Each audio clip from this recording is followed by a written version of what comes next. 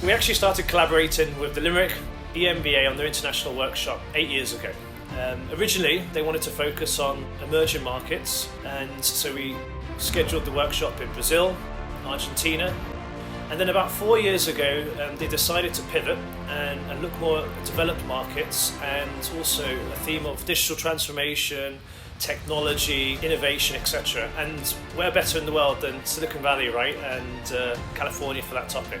The main objective was exposing the students to a wide array of top executives that they could continue engaging with and networking with following the program.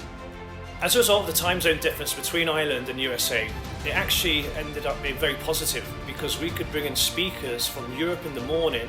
During the rest of the day, we brought in speakers from the East Coast United States, and then finally in the afternoon from the West Coast.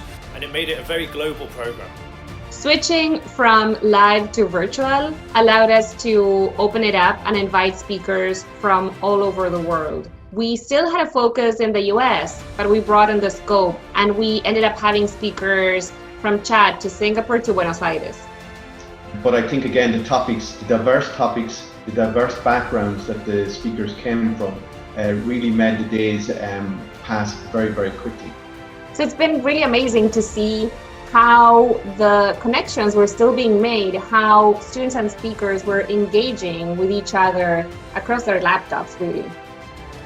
One of the huge benefits of running a virtual program versus an in-person trip is that we can cover much more ground in a short space of time, right? And so we actually covered 24 sessions in this last working week with the Limerick EMBA, and we could never achieve that in person. So they did get a massive benefit of additional content.